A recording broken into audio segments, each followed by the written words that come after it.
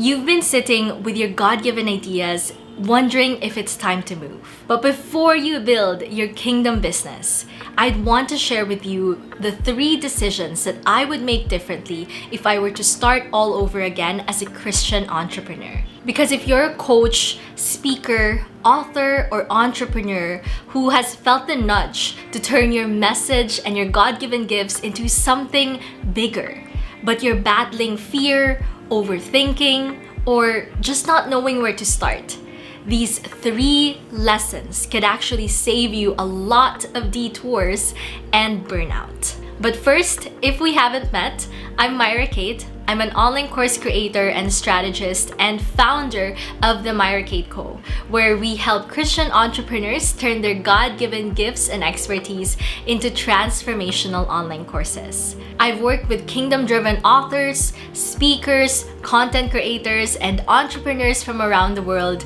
to structure their offers, build impactful courses, and multiply both their income and their impact. So, let's talk about the 3 honest mistakes that I made early on in my business as a Christian entrepreneur that I hope you would learn from. Mistake number 1, I didn't put Jesus in the driver's seat of my business. Back then, I was the one calling the shots. I was making decisions, planning launches, chasing strategies, all without praying and discerning first. As a type A achiever person, if I wanted to make something happen, I'd push through and get it done, even if it wasn't aligned. I said yes to strategies that looked promising, but ended up burning me out. I would also start campaigns or offers that I didn't really believe in, and I would give up easily if I didn't really see quick results.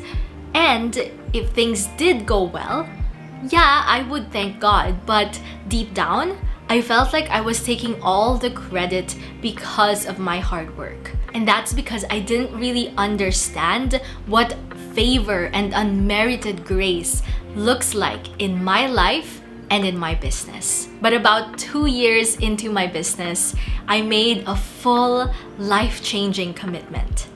Jesus is the ultimate CEO. This business that I have now is not mine, but it's His. I'm merely just a steward, a manager, and that shifted everything. Because now I don't have to carry the pressure and the weight of figuring it all out on my own. I face decisions with peace and clarity, knowing that God has actually already gone ahead of me. And my goals, I make sure that they're not just for my own benefit anymore. God really aligns all my desires and my ambition so that my goals, they're for the people who I'm called to serve.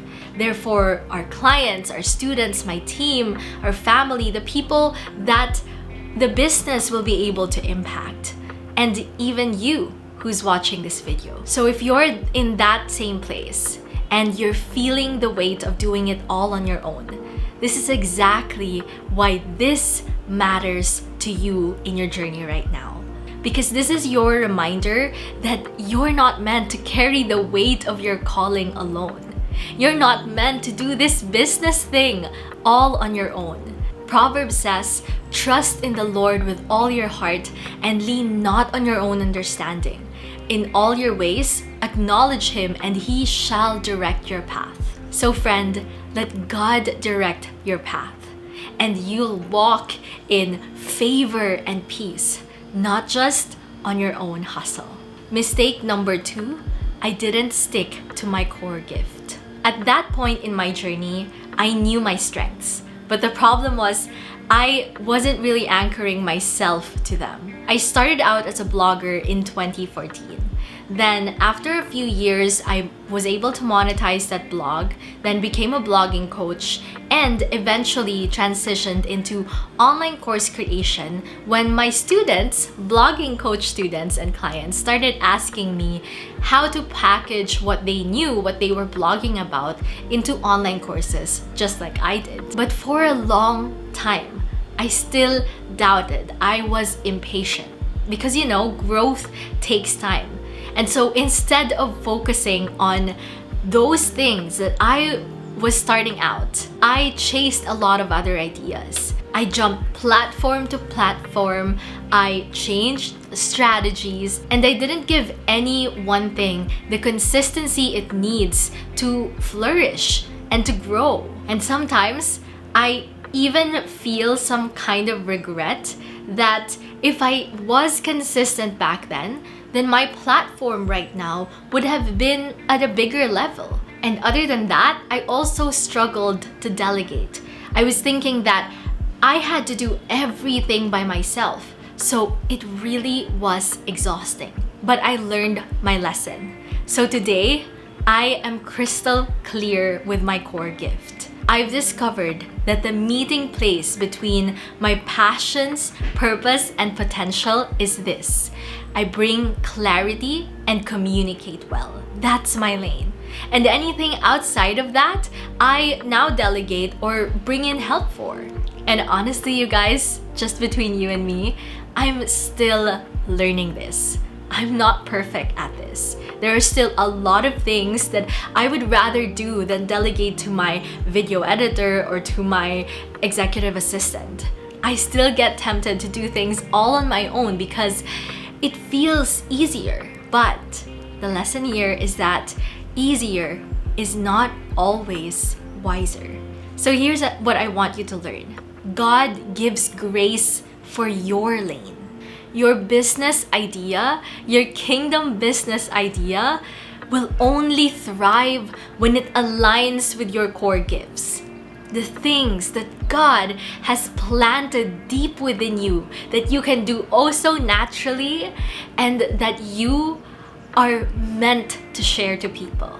He has already placed those gifts inside of you. And so you don't have to do it all. You don't have to be everything to everyone. Jesus had a team of disciples, and so should we. So should you. Your business is just going to be a vehicle for stewarding what God has already given you.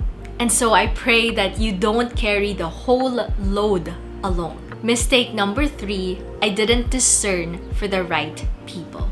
This one's a little more vulnerable, but it's important, so I will still share it with you. But here's what happened. When I was desperate to see results at the start of my business, I let FOMO, or fear of missing out, lead me instead of faith. I saw successful people hiring coaches at that time, and experts were always telling me, you need to have a coach, you need to have a coach. And so I did the same, even if that meant I'd be digging myself into credit card debt. Like, I actually asked my mom, because I was a student at that time and I didn't have a credit card, but I actually asked my mom if I could use her credit card, which I'm going to pay off, just to be able to hire a coach. And I didn't even discern it. And I prayed about it, but I feel like I didn't really wait and let God actually talk to me at that time. I just told God, Lord, here's my plan, and you just bless it. I plan to hire a coach and just bless it for me. That's it. That was my expectation. But the coach that I hired didn't even align with my values. She believed in New Age principles, and so that influenced me in ways that I now regret. I didn't get any ROI from that, and unfortunately, I ended up having to pay off that debt for years. And then I also hired a bookkeeper who ended up ghosting me and left me anxious, wondering about whether taxes had been paid. And thankfully, they were. And then I even prematurely hired a VA who copied my entire business model. I had a lot of mistakes, as you can see. But honestly, I don't regret any of those circumstances because they gave me something that is ultimately priceless, and that is wisdom. But now I seek God first before hiring anyone or before working with anyone. Eventually, in my business, God led me to a kingdom-driven coach actually aligned with my values and helped me grow my business. And he also brought me an accountant who now walks with me through every financial decision that I have in my business. He even gave me a lawyer boyfriend who reminds me constantly to use contracts and NDAs. It's really funny how God works in our lives. But let this be your reminder that if you're building something with God, that this is why discernment is not supposed to be an afterthought. It is meant to be a foundation. We've always been meant to seek Him first, to pray first, before we actually do something in our kingdom business. So before you even launch that business idea of yours, whether it's an online course or a digital product or a coaching program, start praying for the right people. Ask God for wisdom, for you to recognize the people that He's actually aligned in your path for you to work with. And so when someone comes along, feel free. Ask the Holy Spirit for help and guidance. Ask for clarity. God is not a God of confusion, but of clarity. And remember, you're not just a founder, you're a steward. So be wise about who you bring into your vision. And by the way, if you're looking for an online course creator who can get your course done for you, especially if you're a busy coach, expert, author, or entrepreneur, and you're making sure that it goes with both strategy and kingdom-driven values, then let's chat. So head over to myrrakate.com/discovery call or the link in the description box below to book a free call with me so we can talk about where you're stuck and help you map out your next steps so you can launch your course this year. Starting your kingdom business isn't just about doing everything right. It's about walking with the one who called you into it. So I hope these 3 mistakes that I made will now give you the lessons for you to build with more clarity, alignment, and wisdom to start your business. But now you might be wondering, okay, I know what I'm called to, but how do I actually package or turn that into something profitable online? That's exactly what we're diving into next. In the next video, I'll share with you practical ways for you to package your God-given expertise so you can start making money online and without compromising your kingdom-driven values. So tap the next video here to watch that. Hit the like, comment below, and subscribe to this channel if you like this video. Keep the faith, know that the best is yet to come. I'll see you in the next video.